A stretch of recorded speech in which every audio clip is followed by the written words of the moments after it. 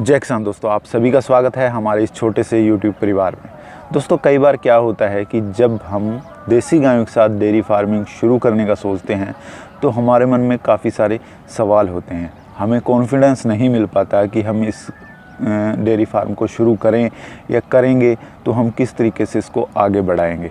तो आज की इस वीडियो में आपको 7 पॉइंट देने वाला हूं, जिनके ऊपर अगर आप आराम से बैठकर विचार करेंगे या फिर उनको अपने ऊपर अप्लाई करेंगे तो आपको निश्चित रूप से अपने इस डेयरी फार्मिंग व्यवसाय को आगे बढ़ाने के लिए एक रास्ता मिलेगा। तो दोस्तों, अगर आप डेयरी फार्म शुरू करना चाहते हैं भैंस से या फिर जो जर्सी या एचएफ है, तो भी ये वीडियो आपके लिए बहुत महत्वपूर्ण सिद्ध हो सकती है। मैंने ये वीडियो देसी गायों को ध्यान में रखकर बनाई है। तो चलिए वीडियो शुरू करते हैं। दोस्तों, जो हमारा पहला पॉइंट है वो है समय। दोस्तों, अगर आप डेयरी फार्मिंग शुरू करना चाहते हैं तो आपके पास इतना समय होना चाहिए कि आप अपने फार्म को और अपनी गायों को अपना समय दे पाएँ। आप अपने फार्म की जो गतिविधियां हैं उन पर निगरानी रख सकें। ऐसा ना हो कि आप अपने फार्म को बिल्कुल ही मैन पावर के भरोसे छोड़ दें और आप सोचें कि मैं डेयरी फार्मिंग का जो ये मेरा काम है इसको अच्छे तरीके से चला सकता हूँ। आपको इसमें टाइम देना पड़ेगा और अपनी जो गायें हैं उनके साथ टाइम बिताना पड़ेगा। दोस्तों, नंबर 2 पर बात करेंगे फाइनेंशियल स्टेबिलिटी, यानी कि जो वित्तीय स्थिरता है। दोस्तों, अगर आप डेयरी फार्म शुरू करना चाहते हैं तो आप मान के चलिए कि आपके पास 3 साल यानी कि आगे के 3 साल के लिए पर्याप्त वित्तीय व्यवस्था होनी चाहिए। यानी कि आपके पास आर्थिक व्यवस्था हो, आपके पास 3 साल के लिए इतना पर्याप्त धन हो कि आप अपने डेयरी फार्म को अगर कुछ सेविंग ना हो तो भी उसको चला पाएँ।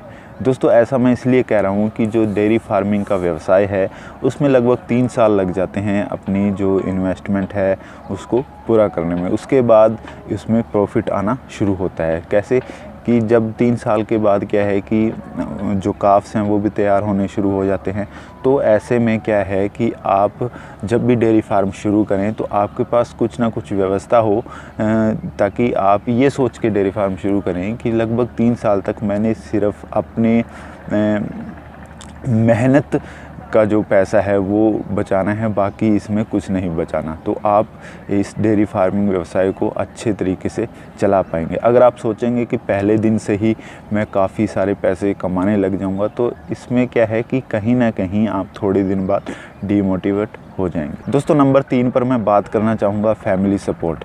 दोस्तों, अगर आप डेयरी फार्म शुरू करना चाहते हैं तो सबसे पहले आपको और आपके परिवार को इस बात पर गर्व होना चाहिए कि आप एक डेयरी फार्मर हैं।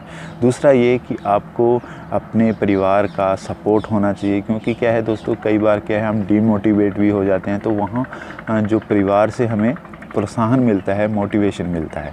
तो जो परिवार का सपोर्ट है वो भी मेरे अकॉर्डिंग कहीं ना कहीं होना बहुत ज़रूरी है।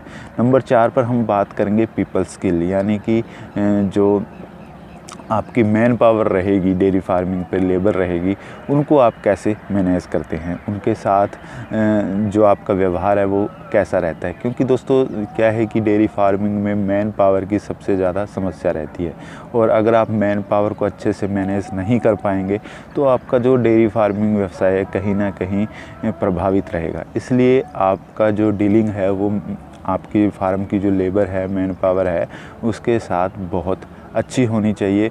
आप उनकी बातों को समझें और वो आपकी बातों को समझें। दोस्तों, नंबर 5 पर मैं यहाँ बात करना चाहूँगा रिस्पेक्ट। दोस्तों, जब भी आप देसी गायों के साथ डेयरी फार्मिंग शुरू करने का सोच रहे हैं तो आपको अपनी जो गायें हैं उनकी रिस्पेक्ट करना बहुत ज़रूरी है। आपको ये समझना चाहिए कि जो गायें हैं, देसी गायें हैं, वो कुदरत का एक हम मनुष्यों को दिया हुआ बहुत ही अमूल्य तोहफ़ा है। आपको उसकी रिस्पेक्ट करनी चाहिए, उसकी भावनाओं को समझना चाहिए, और फिर डेयरी फार्मिंग अगर आप करेंगे देसी गायों के साथ तो आप बहुत अच्छे से उस फार्म को चला पाएंगे। दोस्तों, नंबर 6 पर बात करेंगे कंपैशन, यानी कि दया के बारे में। दोस्तों, अगर आप देसी गायों के साथ डेयरी फार्मिंग शुरू करना चाहते हैं तो आपके अंदर दया का भाव होना चाहिए। जब भी आप डेयरी फार्म शुरू करते हैं तो आपके अंदर अपनी जो गायें हैं, बुल हैं और जो बूढ़ी गायें हैं उनके लिए दया का भाव होना चाहिए। आप अपनी गायों को कभी भी मशीन न समझें, एक दूध देने वाली मशीन न समझें, और अपनी गायों के प्रति जो आपका स्वभाव है वो प्रेम पूर्वक होना चाहिए। तभी क्या है कि देसी गायों में क्या है कि वो एक भावनात्मक प्राणी रहता है, तो आप उनके साथ एक कनेक्शन बनाएंगे, तभी इस देसी गायों की डेयरी फार्मिंग को आप अच्छे से आगे बढ़ा पाएंगे। दोस्तों नंबर 7 पर बात करते हैं लर्निंग डिज़ायर, यानी कि सीखने की इच्छा।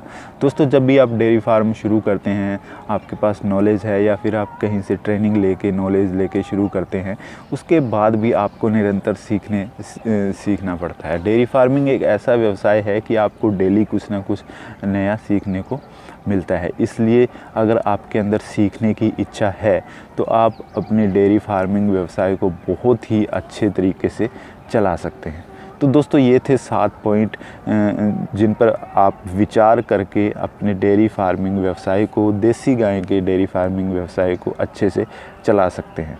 दोस्तों आपको ये सुझाव कैसे लगे, अच्छे लगे हों तो वीडियो लाइक कर दीजिएगा, और अगर पहली बार वीडियो देख रहे हैं तो चैनल सब्सक्राइब कर लें, और आगे वीडियो देखने के लिए बेल आइकन ज़रूर दबाएं, ताकि जब भी वीडियोज़ आए आपको सूचना मिले। अपने किसान भाइयों के साथ वीडियो को शेयर भी कीजिएगा। फिर मिलेंगे एक नई वीडियो में, तब तक के लिए स्वस्थ रहें, मस्त रहें। जय हिंद, जय भारत।